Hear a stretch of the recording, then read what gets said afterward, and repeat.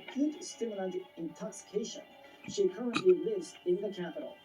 Sudo's husband Nozaki Kosuke likened himself to the fictional European playboy Don Juan. Nozaki wrote in a published memoir that he had given about $27 million to over 4,000 women. He married Sudo 3 months before his death. Police believe he was forced to ingest the stimulants because they have found no evidence that he used such substances. They say only Sudo was at home when Nozaki is believed to have ingested the drugs and that she had been searching online for information about the drug.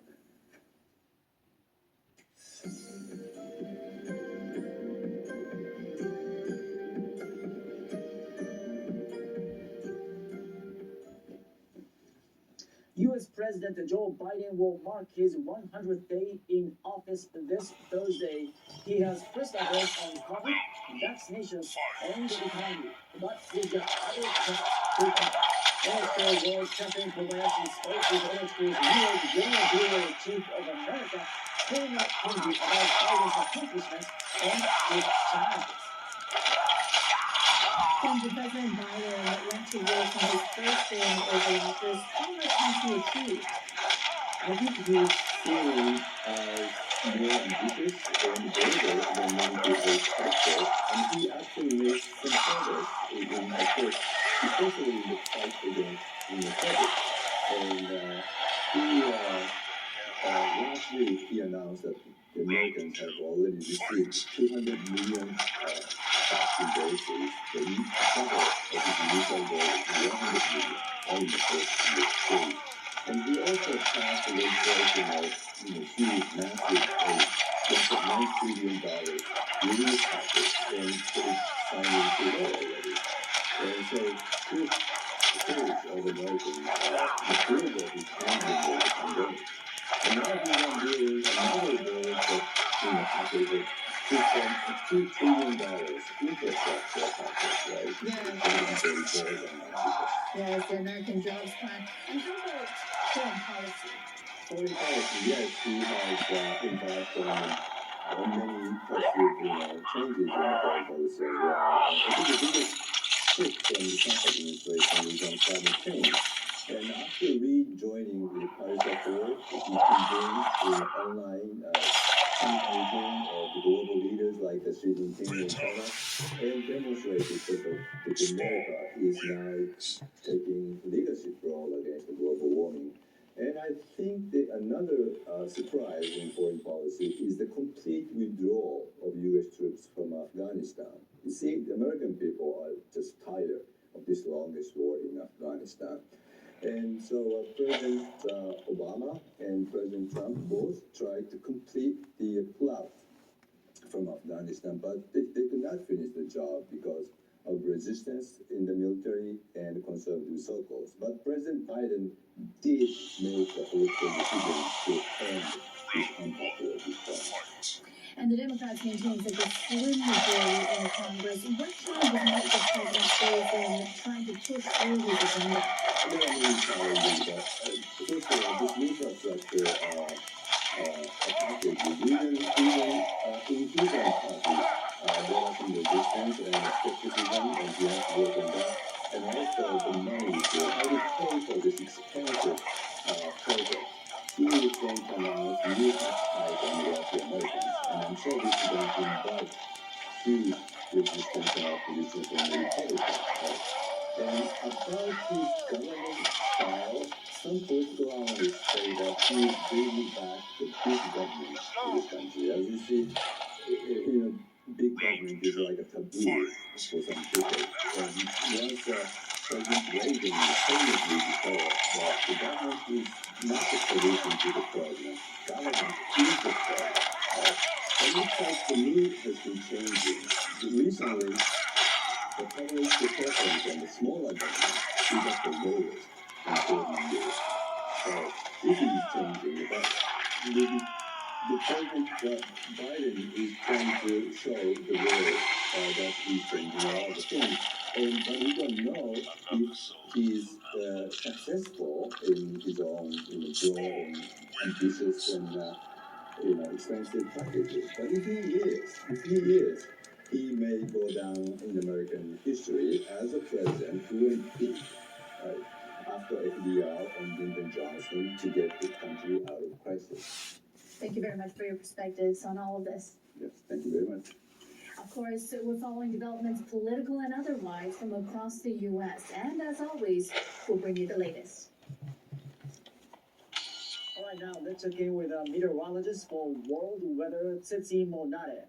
Well, Tsitsi, people in Saudi Arabia enjoyed a rare rainfall this week, Yeah. but I hear that too much rain has caused some disruptions. Yeah, So, what is the situation like in the region? yeah, well, absolutely correct there, because that region is, not so used to the amount of rainfall, especially in such a short period of time. The infrastructure could be quite under pressure to deal with the flooding and also deal with all that shower that could lead to soil erosion and also some damages to property at the infrastructure. Let us take a look at this video just to assess what the situation is like in the region. As heavy rainfall caused the flooding in several Saudi provinces, including Mecca. You see the water there almost covering half on the streets, and a lot of the flooding caused the shutting down of some schools. Authorities say 65 people in Tabuk and a further 57 in Diba to be rescued. North officials are warning that there will be possibilities of more rainfall coming over there. These conditions are not over just yet. We will be seeing showers all across much of the Middle East and into Saudi Arabia and Mecca. We will see widespread showers to continue on this part. So please be careful and make sure you are safe at all times. The rest of the African continent will see some wet weather across much of the east, from Ethiopia spreading all the way to Somalia as well as into Nairobi. In Nigeria, Ghana, we see temperatures increasing to just around 32 degrees. Moving over to Southeast Asia, we'll be seeing partly by the skies of coverage with showers slightly moving away now from China east of Central System, has been causing a lot of rainfall, especially across the southern provinces. Now it is now approaching much of Japan, and what that will do is it will bring heavy rainfall in certain parts as the system becomes a little bit more intensified. The present region will also lead to high waves in certain places, so please be extra careful for things such as swollen rivers and possibilities of more flooding coming up, the landslide, due to soils being loosened by the amount of rainfall that's coming up. You can see the total area close to 360 millimeters will be coming your way. The temperatures will be fairly warm, so Tokyo around 24 degrees, even warmer in certain places across the southern Japan.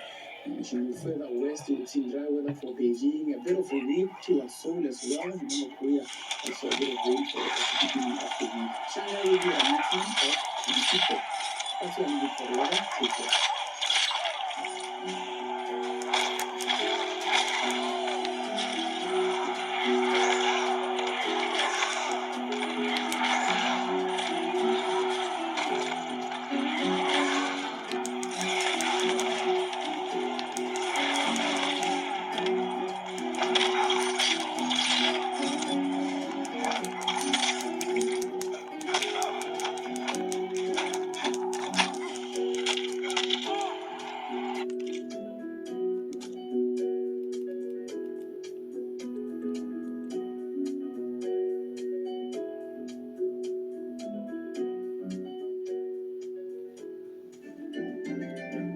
And that'll do it for NHK Newsline. Thank you very much for watching.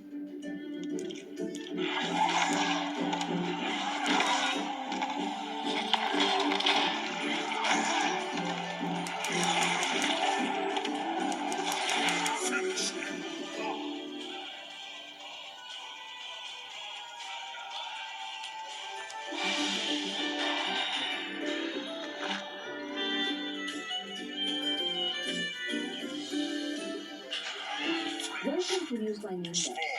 It's been 10 years since the Great East Japan earthquake and tsunami and the ensuing nuclear disaster.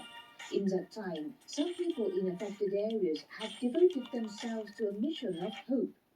Today on Newsline Index, we are bringing you stories about 3 of them. Our first report is about the power of images such as this one. It's the work of a photographer who's been documenting the transformation of affected regions since the disaster. Take a look at this story we shot in March.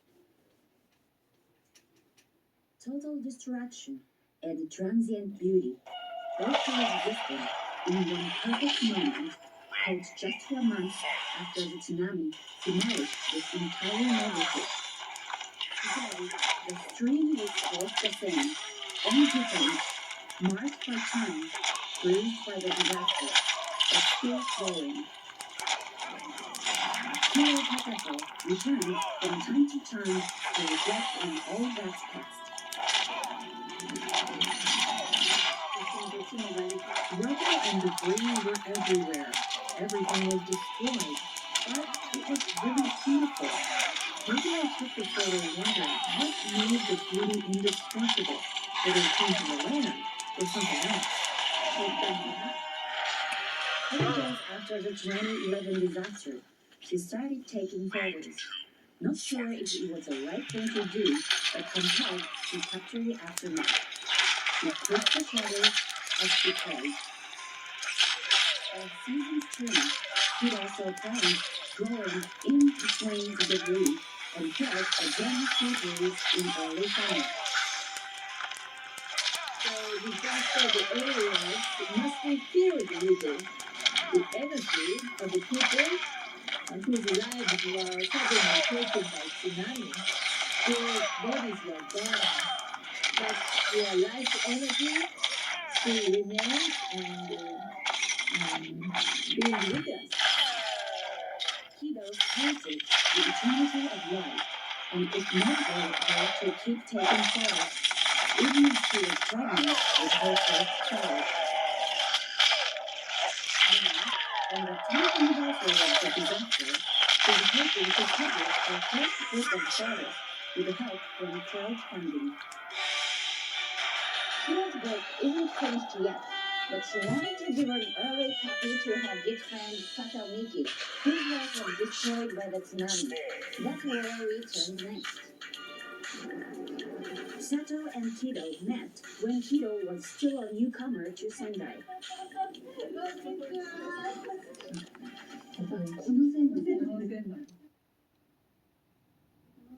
Sato saw her friend's determination to photograph the region, so she guided Kido to take pictures in a tsunami-hit town where her relatives lived. I was and am so happy, really, that you've been taking beautiful photos of the disaster-hit areas. There were so many pictures of destruction, but you captured beautiful moments. We, the residents, do not want to see tragic and miserable pictures all the time. Kido continues to document the challenges, but it's getting harder to find traces of the tsunami as the massive reconstruction work. She fears the memory of the tsunami won't fade away. I would be happy if my photographs help people not forget. I think we should never forget for the deceased, and also for the future, for the lives that will come. Kido often finds herself returning to the sea, a powerful reminder of the disaster, but also a symbol of rebirth and the eternal cycle of regeneration. She hopes her picture will live more than 1,000 words, but they will live 1,000 memories for the thousands of people affected. It's not a dream, and it's a word. When crowdfunding for her project ended on April the 25th, Kido had exceeded her goal. She's aiming to publish a photo book and to mention a company similar to the book at a gallery in Shanghai in June. Next up, we'll meet the biggest speech he made from his own tragic experience, the importance of human bonds. For this makeshift temple, he's created an oasis of calm and support for the suffering residents of his community. The lights come on early in this temporary structure. 3:30 in the morning. It's the start of the day in a makeshift temple. The priest will be home. It's ready to welcome people from the community. I'm not here for anyone who needs me. Even if my help is only needed 1 day per year.